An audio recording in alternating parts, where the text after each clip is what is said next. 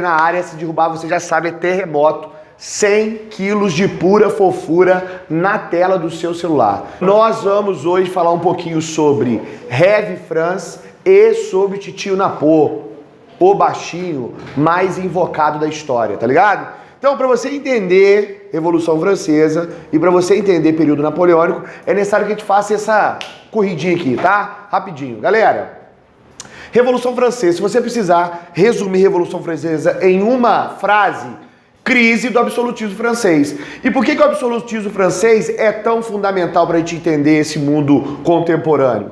Porque na França o absolutismo atingiu seu ápice. É na França que o absolutismo tem a sua marca mais poderosa, tem a sua maior ostentação. Então, quando a gente fala sobre a Revolução Francesa, nós estamos falando desse momento em que o absolutismo francês rui. Quais são as características que você precisa entender para compreender plenamente a Revolução Francesa? O primeiro aspecto é que a França pré-revolucionária tinha grandes problemas econômicos, sociais e políticos. Eu vinha com uma grande crise financeira e essa crise derivava de alguns motivos. Quais são os principais motivos da crise econômica que a França enfrenta? Primeiro grande motivo que a França enfrenta nesse momento é por conta do déficit. O que é déficit? É quando o cara gasta mais do que ele ganha. E a França gastava em quê? Tinha uma corte parasitária, uma corte que ostentava muito, que gastava muito. Então, o saldo, o orçamento francês não fechava nunca. Além disso, a França se enfia na Guerra dos 7 Anos. Além disso, a França vai ajudar na independência americana. Então, tudo isso leva a França a adquirir dívidas muito grandes. O déficit orçamentário é muito grande. Nós temos questões sociais. Então, na França, a gente já vem aí há quase 30, 40 anos, 1770, 1780... revoltas no campo, por exemplo, algumas revoltas que eram chamadas de jaqueries ou jaquerries, que eram revoltas camponesas, que eram combatidas com extrema violência. Então, a França já tem um movimento social que não é muito satisfeito com a condição que eles estão vivendo. E eu tenho também questões políticas, que é um embate já entre a burguesia e o rei, e também uma parte da nobreza.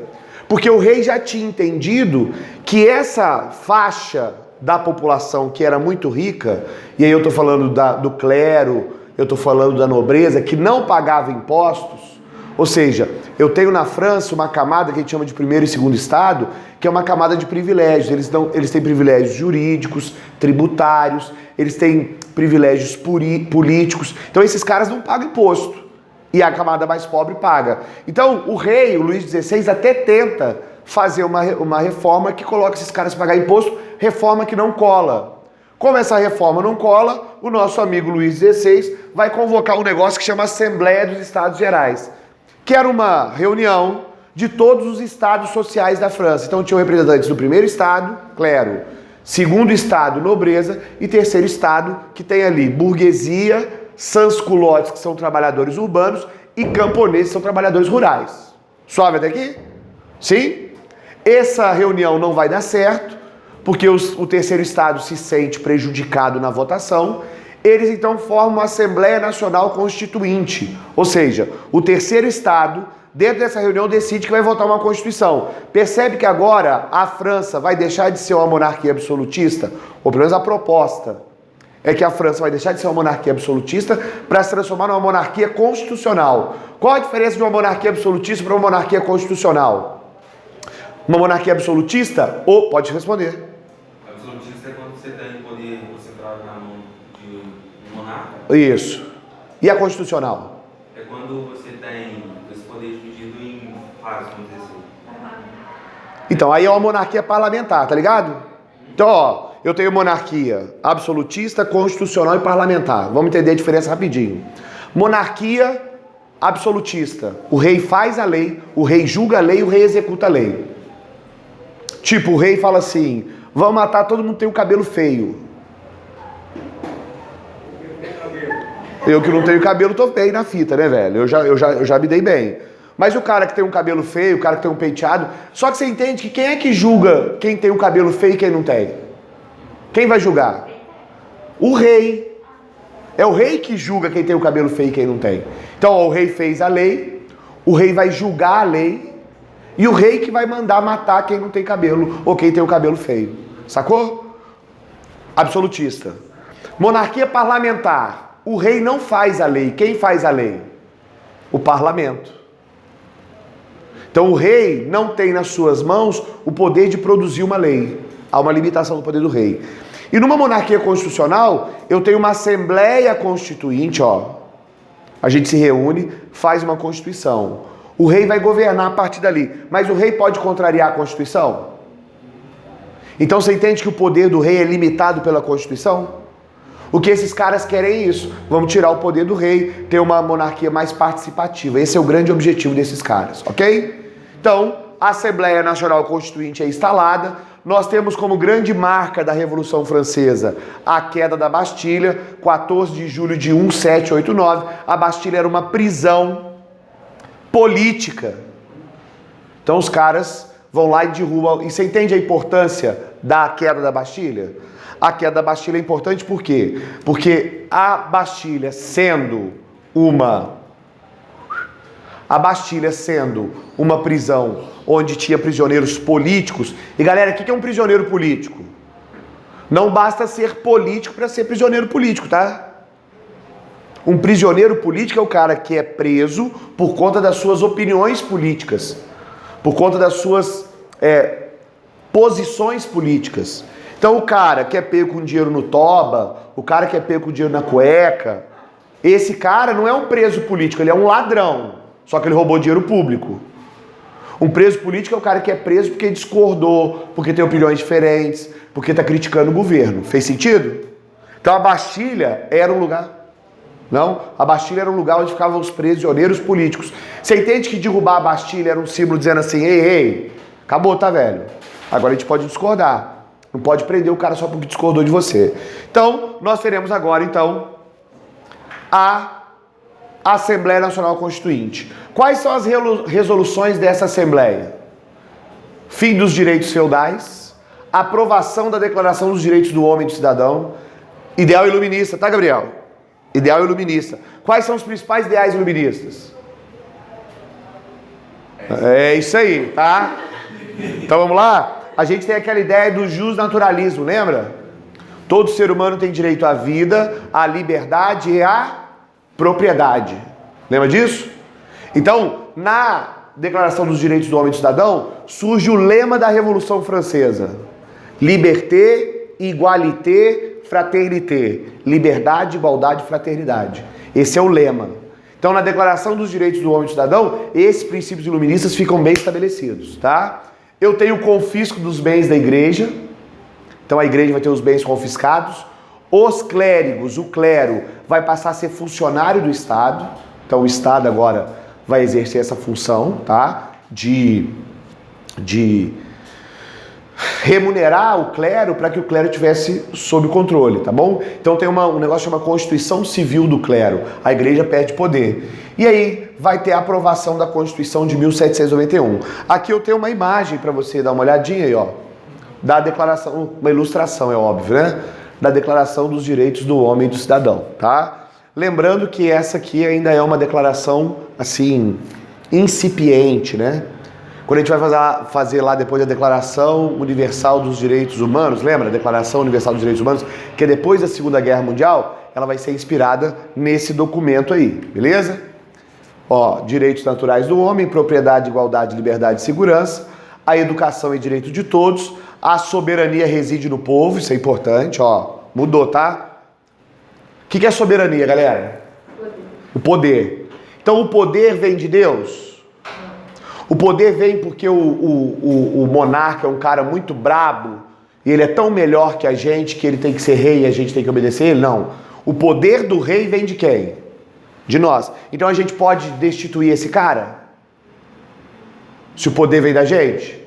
Lembra lá da Declaração de Independência dos Estados Unidos? A Declaração de Independência dos Estados Unidos fala exatamente isso. Que quando um governo não cumpre o papel de garantir propriedade, igualdade, liberdade e segurança, o povo tem direito à revolta. Então vamos cortar a cabeça do rei, beleza? O Luís XVI não está satisfeito com isso, né, velho?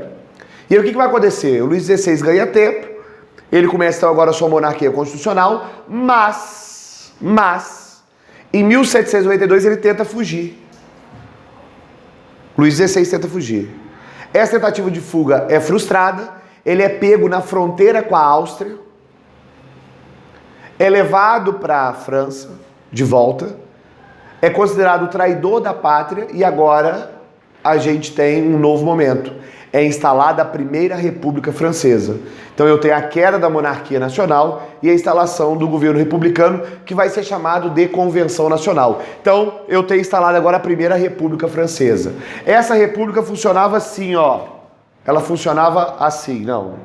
Ela funcionava assim. De um lado eu tenho a alta burguesia, representada pelos girondinos. Do outro lado eu tenho a pequena burguesia, os sans-culottes, os camponeses, ou seja, eu tenho a classe mais baixa, que é chamada de jacobinos. Então eu tenho os girondinos e os jacobinos. Do lado direito da Assembleia se sentam os girondinos, do lado esquerdo se sentam os jacobinos. Girondinos ligados à burguesia, jacobinos ligados a sans-culottes e camponeses. Fez sentido? Inclusive daí vem a ideia de direita e esquerda. A direita mais associada aos interesses da burguesia, a esquerda mais ligada, associada ao direito dos trabalhadores urbanos e rurais, ok? O conceito de direita e esquerda vem pra cá. Você entende, bonitão, que agora que esses dois caras entraram no poder, o interesse deles vai ficar difuso? Você entende isso? Não, né? Então vou explicar melhor. Vamos lá.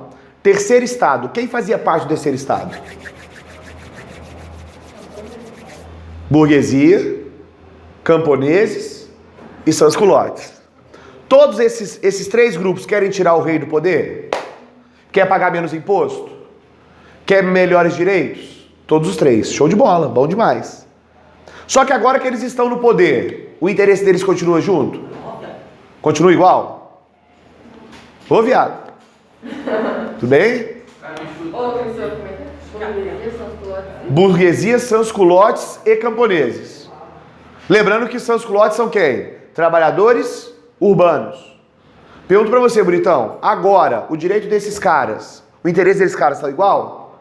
Vou dar um exemplo melhor pra você. Dono do Bahamas, quer pagar menos imposto? Quer mais liberdade? O caixa do Bahamas, quer pagar menos imposto? Então, interesse igual, não é? Agora, o dono do Bahamas e o caixa do Bahamas mataram o rei. Tomaram o poder. O interesse deles continua igual? Agora mudou, né, velho? Porque o dono do Bahamas quer que o caixa cresça em direitos sociais, por exemplo? Não, ele quer que, o caixa pode até votar. O caixa do Bahamas pode até ter direito jurídico igual. O caixa do Bahamas pode até ter direito fiscal igual. Mas aqui, igualdade social, não quero não. Porque igualdade social quer dizer que eu que tenho muito tenho que dividir com quem tem pouco. E eu não quero isso. Então, nesse momento da República, quando eu falo de girondinos e jacobinos, eu estou falando que esse primeiro momento, quem vai liderar a revolução é quem? Os girondinos, a galera que tem mais dinheiro. Uma vez no poder, eles vão tomar aquelas mudanças que o povão queria? Não. Então agora, bonitão, eu tenho uma crise econômica que se acentua e aí eu vou ter conflitos muito intensos dentro desses grupos. Além disso, os reis da Áustria, da Prússia, os caras em torno da França, eles estão felizes com o que está acontecendo na França? Por que não? Porque o rei da França manda um recado para eles, dizendo, bonitão, aconteceu aqui, mas daqui a pouco pode acontecer aonde? Aí. Então esses caras declaram guerra a esse movimento revolucionário. Então a França agora tem que enfrentar também a guerra das coligações. Vários países começam a tentar invadir a França para quê? Para tirar esses caras do poder. Fez sentido até agora? Então num primeiro momento, quem está no poder? Girondinos. Os girondinos estão no poder, mas os jacobinos não estão satisfeitos. Então, em 1793, os jacobinos assumem o poder. A ala mais pobre, a galera mais radical. E aí, irmão, ouve só o que eu vou te falar. Você que está em casa. O bicho vai pegar. O pau vai torar. Como diria nossa amiga Jojo Todinho. Grande poetisa da nossa música popular brasileira. Bonitão, o pau vai torar, bonitão. Sabe como é que chama esse período aqui? O grande terror. Molecão, vai ter guilhotina, vai ter tribunal da Comitê de Salvação Pública, tabelamento de preços. Aqui surgem lideranças como Robespierre, Danton, Marat, Saint-Simon. O Marat tinha um jornal que ele publicava no jornal o nome dos traidores. E você lia o jornal e falava assim, Evelyn traidora. Você ia lá na casa da Evelyn, arrastava ela pelos cabelos, levava ela pra praça, botava a cabecinha dela na guilhotina e ó... E aqui, havia disputa para ver quem ia ser guilhotinado primeiro, sabe por quê? Porque por dia se guilhotinava assim, 300 pessoas. A primeira, como é que estava a lâmina? Afiadinha. E lá na 150, como é que estava a lâmina? Aí o cara tinha que levantar assim, ó, soltar, aí batia no pescocinho, não cortava. Aí puxava de novo, soltava de novo. Você tá ligado que já que é pra morrer, você falava assim, primeiro, vão logo que é pra morrer rápido. Velho, é muita morte. Os nobres, ó, peneiram. E aí pensa comigo, cara. Vocês aqui, vamos pensar na nossa escola aqui. Vocês aplicam aqui o golpe, tira a coordenação. Aí depois vocês tiram os professores. Fica só aluno. Vocês sabem, velho, vocês sabem gerir essa escola? Vocês sabem o que é imposto de renda, ISS, IPI, vocês sabem? Substituição tributária, como é que paga FGTS, quanto que é o aluguel. Vocês não sabem fazer isso, velho. O que vai acontecer com essa escola? Vai falir. Os jacobinos, eles levam tanto a sério a revolução, eles detonam tanto, eles tiram todo mundo que não sobra gente capaz de administrar. E aí o que acontece com a França? Crise econômica. Crise econômica. Eles estão falando, por isso que eu estou dando um tempinho, porque eles não param de falar, eu tenho que dar um tempinho para isso. Viu? Agora eles pararam de falar que eles ficaram sem graça. Mas é assim mesmo. Depois piora. Crise econômica, bonitão. Crise econômica. Beleza? O governo jacobino, ele entra em convulsão, ele implode. Só para você ter uma ideia.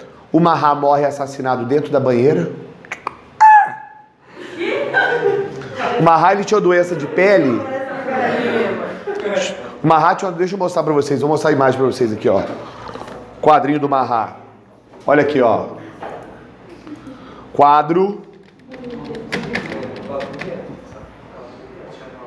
Quadrinho do Marat. Dá uma olhadinha aí, ó. Aí ele mortinho dentro da banheira aí, ó.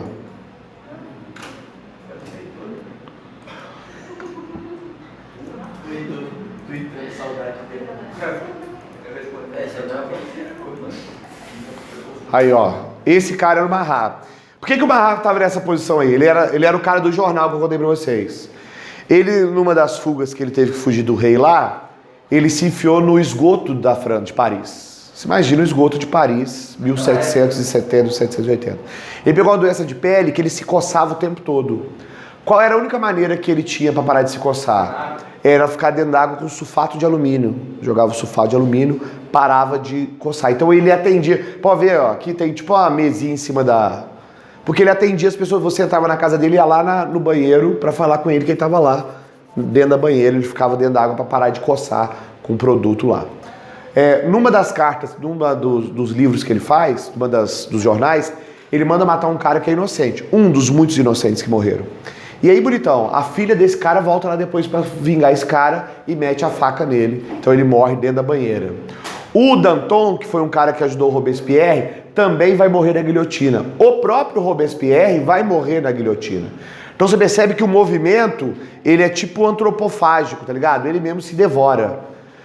Diante disso, então, em 1795, Na verdade, em 1794, vai ter uma reação que chama... Nossa, agressões físicas aqui agora. Em 1794 vai ter uma reação que chama reação termidoriana, e esse nome é por causa do mês, é o mês do Termidor, que era o mês mais quente do ano, porque eles mudaram o nome das... Isso é outra coisa que eu não comentei, que é legal. Na Revolução Francesa eles mudam o calendário, o nome dos meses. Por que eles fazem isso? Porque o nome dos meses, o calendário, era um calendário cristão, era um calendário que fazia referência a valores que eles não acreditavam mais. Não era esse de hoje, não? Não. Eles mudaram, eles colocaram o ano que passou a ter 10 meses, a semana passou a ter 10 dias, porque a semana de 7 dias é uma semana ligada à tradição cristã. Deus criou o mundo em 6 dias e descansou no 7º, lembra daquela ideia da semana? Então havia ali uma cultura greco-romana, então eles queriam se libertar disso. Percebe que eu troco o nome para trocar os símbolos. Não, você fez assim, tipo assim. Ele falou alguma coisa errada ali, não? Não? Beleza? Então os caras trocam esses símbolos, trocam os dias da semana. Vai ter uma reação, então, mês do termidor, mês térmico, tá ligado? Ó, termidoriana, térmico.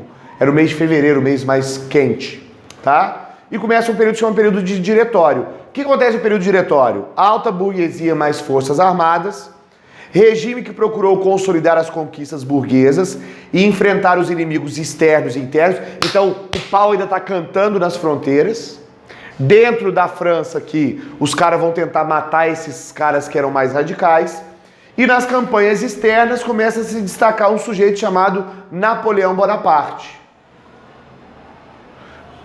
Entre 1795 e 1799, nós temos na França, sim, 8 governantes. Era uma bagunça, muita corrupção, então o sistema estava falho. Quando chega, então, em 1799, vai ter o golpe do 18 do Brumário. O Brumário era um mês também. No golpe do 18 do Brumário, o que acontece na França? Eles tiram o diretório e se instala na França agora um sistema de consulado com 3 cônsules, do qual o principal era Napoleão Bonaparte. Começa então em 1799 o período napoleônico. Ok? Sim ou não? Beleza? Resumo, Revolução Francesa em exatos 20 minutos para você, tá? Vou parar agora, na próxima a gente volta com Era Napoleônica. Beijo.